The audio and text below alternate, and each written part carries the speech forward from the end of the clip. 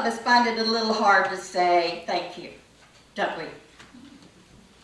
How many of you were raised by a parent or a parent figure that talked to you about the importance of writing thank you notes? And isn't that kind of a lost art today? It always amazed me that you could spend hours and hours penning a letter, heartfelt letter, pouring your thoughts and your love out, and then they can read it in 30 seconds. In Vermont, there was this farmer who was sitting on his front porch with his wife, and he was beginning to realize just how much she meant to him. After all, it was about time. They'd been together for 40 plus years. She had shared all the joys and hardships right alongside him. She worked hard, loved him unconditionally. So one day, as they sat together on this porch, he said, "Wife, you've been such a wonderful woman that there are times that I can hardly keep from telling you." So we start today's lesson with 10 men who have the worst disease of the day, leprosy. And the physical ramifications are horrendous. Leprosy attacks the body, leaving sores, missing fingers, missing toes and limbs, damaged. In many cases, the initial pain of leprosy gives way to something more terrible than that, which is a loss of sensation in the nerve endings. And so they damaged more limbs, and that's how come sometimes limbs fell off, because the person with leprosy could not feel pain except for the intense pain that the disease brought with it. And we have to remember that 2,000 years ago, there was no medical treatment. And so it was highly contagious.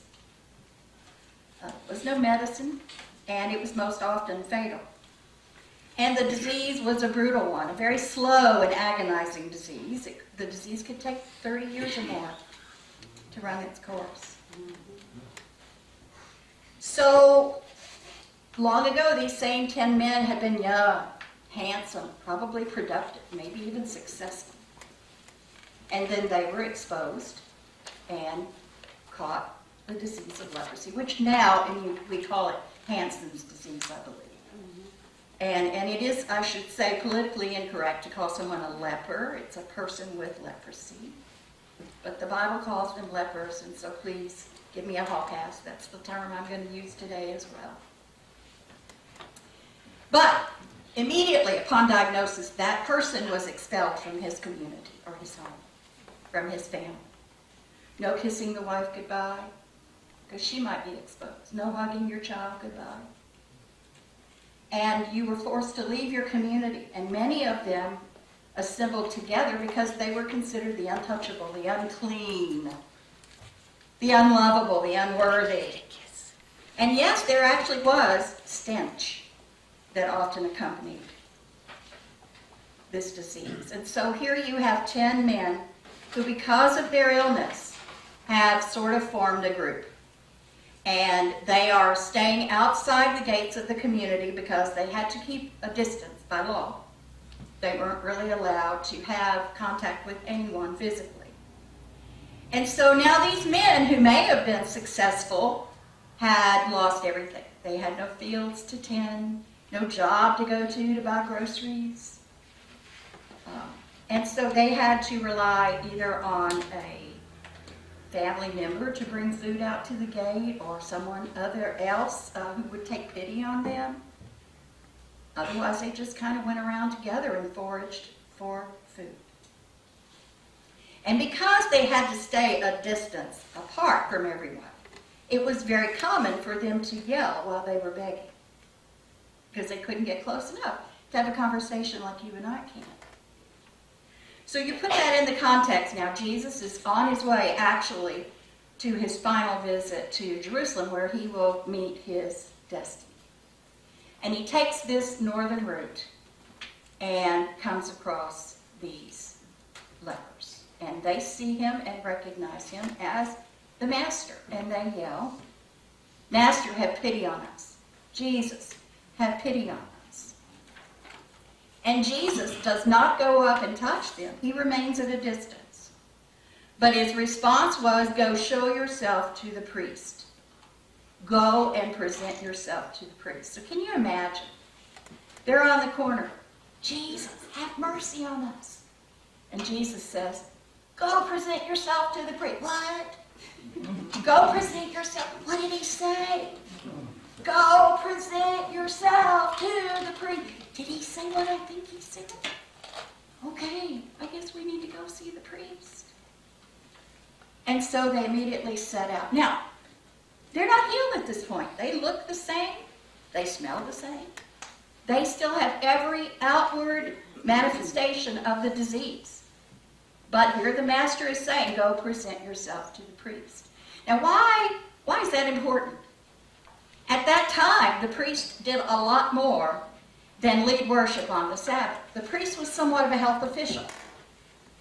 And so if someone was miraculously healed of leprosy, it was the priest's job to take them through a purification, cleansing ritual, and then certify that the individual is in fact healed and clean and can now return to his life, his family, perhaps his job.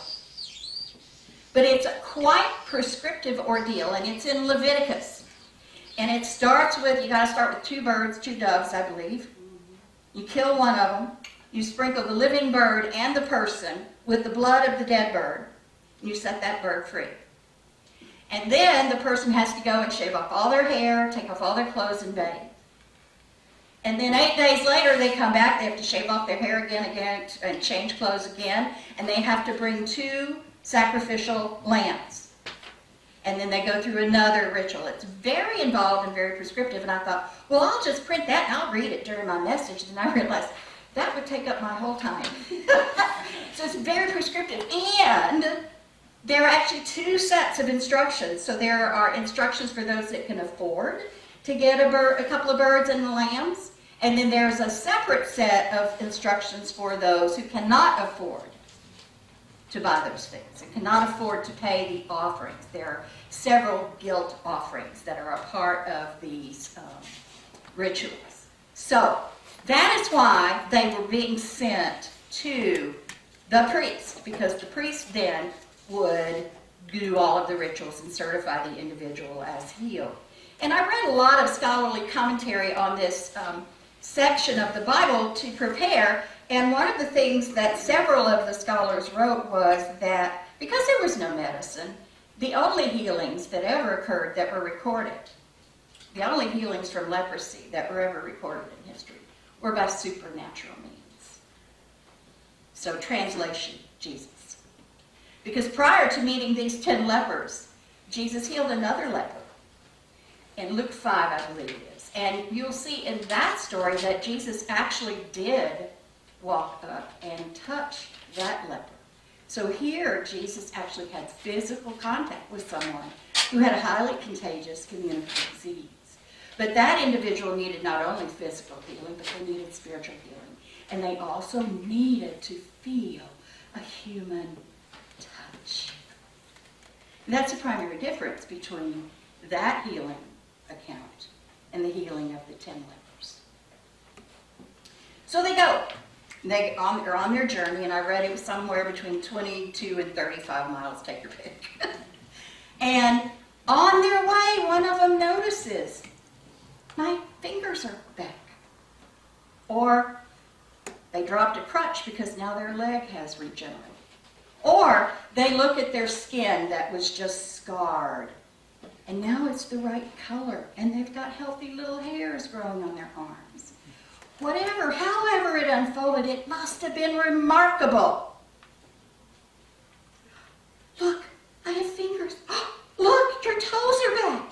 Can you imagine the screaming and shouting and hallelujah, hoopity, hoopity, hoop that went on among those men as they continued on their way to see the priest and to be certified well. But one of those 10, before he finished his trip to the priest, the Samaritan, by the way, went back to thank Jesus. He went back not only to thank Jesus, but he threw himself at Jesus' feet and he shouted his adoration and his gratitude to Jesus. 1 out of 10. 1. The 9 didn't. 1 did. And you see in the scripture that Jesus is not real happy that just 1 showed up. Jesus said, what, didn't I heal 10 of you? And only 1 of you have come to say thank you? And a foreigner at that? Only 1 of you? So I can remember as a little girl hearing this story and thinking, those 9 lepers were ungrateful. They were bums. They were ne'er-do-well. That's the picture I got as a little girl. But let's think about those 9 men for just a second. Nowhere did Jesus say, go present yourself to the priest and come back with the thank you note. Did he? And yet he was clearly moved when the 1 did come to show his gratitude. And he's clearly unhappy that the other 9 didn't. But let's say the other 9 went to the priest and were certified well. What do you think they did? The Bible doesn't say they ran over to the casino. We have no reason to expect that they were doing anything less than honorable. They were likely going right back to their families that they had been separated from for so many years. Likely going back with thoughts of the future and the fact that they could have a future. So they're not necessarily the ne'er-do-wells that as a little girl I was led to think that they were. But something remarkable happens when that 1 does return. He's already been physically healed. Even though he hasn't finished his journey to the priest, he's already seeing his physical healing. But then Jesus says to him, get up and go. Your faith has made you well. And once again, turning to the scholars of the Bible, they say that in the first part where the healing of the 10 lepers is being described, there's 1 verb that is used. But when Jesus then says to the Samaritan, go, your faith has made you well, the word for well is different than the word for healed. And so the 1 who did return to Jesus received a much deeper healing. He received salvation. His soul was healed. His spirit was healed. And Jesus didn't take away the healing of the other 9. They were all physically healed. But it was only when the 1 returned and threw himself at Jesus' feet and expressed his gratitude that he received a deeper healing. So let me stop there and ask you to think. When's the last time you did that? When is the last time that you were aware that God had moved in your life, that you stopped and gave thanks? And I'm not just talking about, phew, thanks God. I'm talking about the one that comes from your heart. I got very emotional when we were singing, How Great Thou Art, because those words moved me. When's the last time God's love moved you that way? And when is the last time you stopped to thank God for moving you, for moving in your life, for healing you? And you know, sometimes we don't see the healing. You know, sometimes God is telling us to love me during your illness. Love me during your crisis. Be grateful to me during your trials and tribulations. And once again, that's where we can find a deeper healing than the immediate whatever we're dealing with. 10 lepers in a pew. Which one are you? 10 lepers in a pew. Which one are you?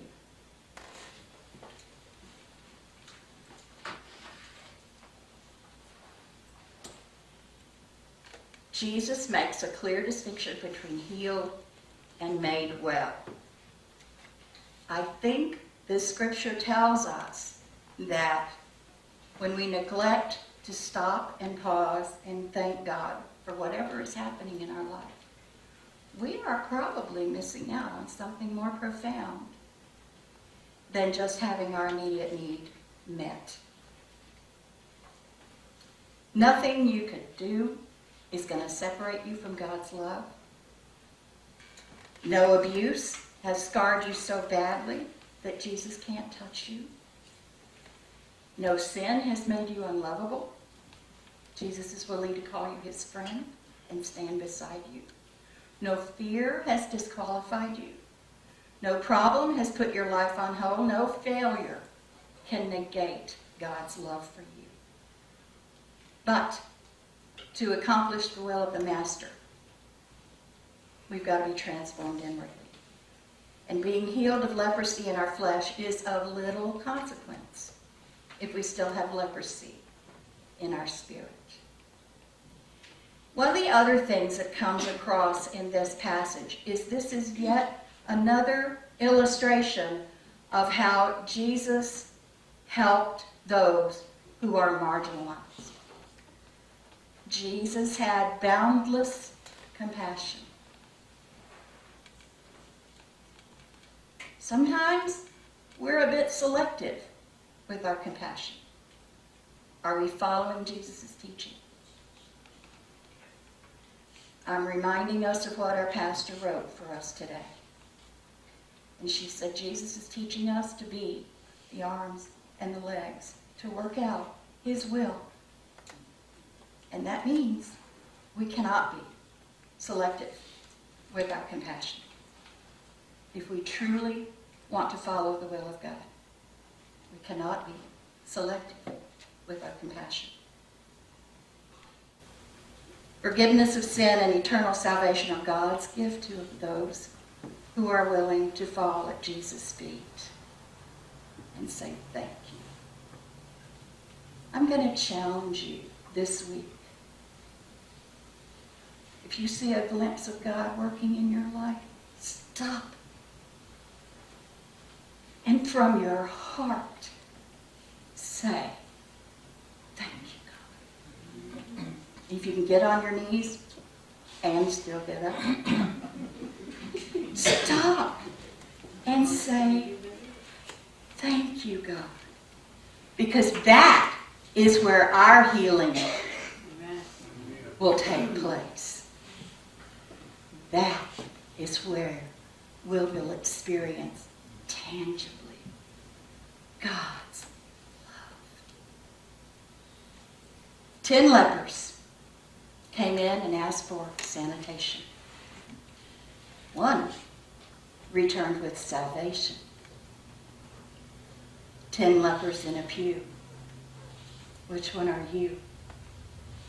Amen.